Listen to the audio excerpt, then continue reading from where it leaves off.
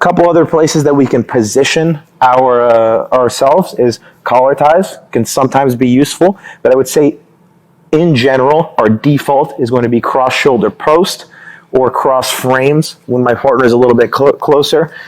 With the other arm, again, posts inside of the bicep, elbow area, or down by the wrist, palm down or palm up is good. And again, the closer he gets, the more we frame with the forearms. The even closer he gets, the more we're going to be forced to frame with the back of the arm. And then eventually, obviously, we're not looking to stay here, but we can usually use that to start inching our way back into a position where now we're a little bit more stable, back to our default stance. And again, we always have the opportunity to transition.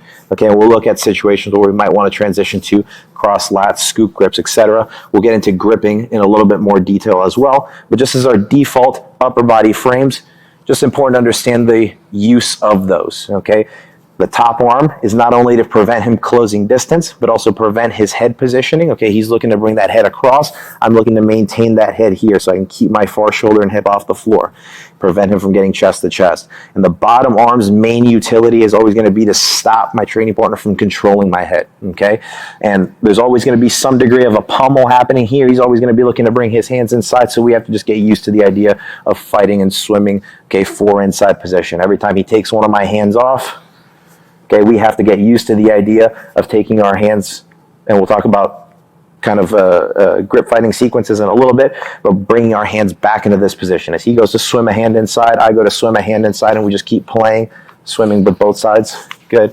We just keep playing to swim our hands in, okay, and fight to keep that inside position, control the space between my training partner's arms. Okay, so we talked a little bit about upper body framing. Now let's talk about gripping, okay, and grip fighting in a little bit more detail. We'll start off with the grips that we're going to be utilizing for the most part in this series, and then we'll talk about just some kind of strategies, concepts, just some kind of basic gripping and counter gripping that we can go about using in this when we're playing bottom half guard. Okay, so again, just a kind of a generic half guard situation here. We have our frames in place. Now I want to start getting some offense going. Let's start off with, we can start moving across our training partner's body. Okay, we'll start off with my training partner's arms. Grips that we are looking to get to, okay, grips that are going to be useful for us. Well, we talked about the idea that my training partner is looking to flatten me out, okay? And so when my training partner wants to flatten me out, his primary goal in most cases is going to be to get an underhook on the far side, okay? If he can successfully get an underhook and he can get past my frames, et cetera, he can flatten me out.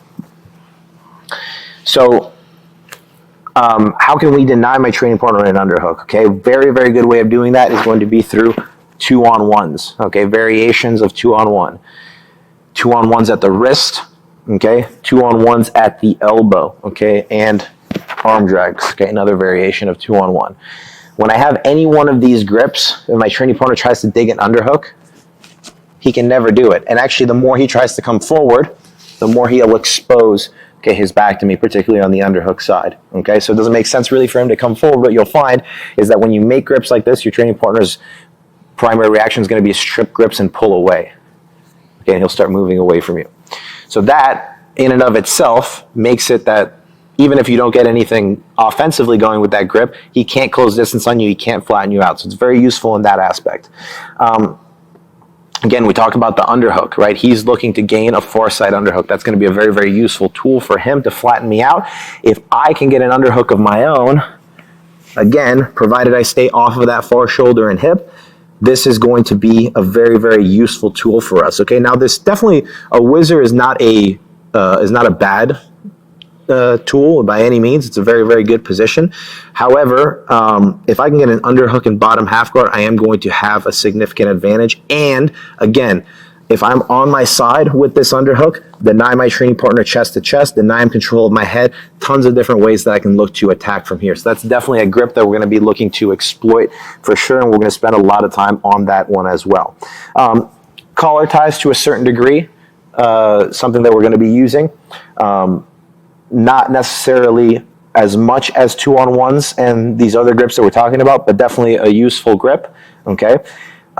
Cross lat, as we talked about, specifically when we're looking to get underneath our partner, invert underneath, enter into legs. This is going to be very, very useful to prevent our training partner from crushing us. Shoulder crunch, okay, grip. It's going to be very, very important, okay? Scoop grips on my training partner's leg are going to be very useful as well, okay? And from a variety of different positions, not just for entering into his legs, but even in underhook situations, they're going to be very important. And 2-on-1s, obviously on the opposite arm as well. You can play it on both, okay, sides, variations of 2-on-1s, drags, etc., okay? And it's going to vary the way that we attack with these positions depending upon where my legs are, okay? Right now my legs are in a knee shield. That's going to give us certain attacks with 2-on-1s or what have you. If I have a butterfly guard, now the things change. I go from a position where, yeah, I have a very good pushing grip with a knee shield, very hard for him to crush this frame, but now I have inside position, so I can start potentially entering into my training partner's legs with a lot more ease. Okay, there's leg entries from knee shield as well, but from a butterfly guard, okay, so excuse me, a half butterfly, leg entries come very easy because we have that inside position, so that's the added benefit. So depending upon where my legs are, the attacks may vary a little bit, but for the most part, those are going to be the grips that we work with primarily. Now, a couple of important things to understand, just kind of strategically when we're grip fighting, is that no grip is permanent. So if I grip my training partner's wrist, he's going to strip that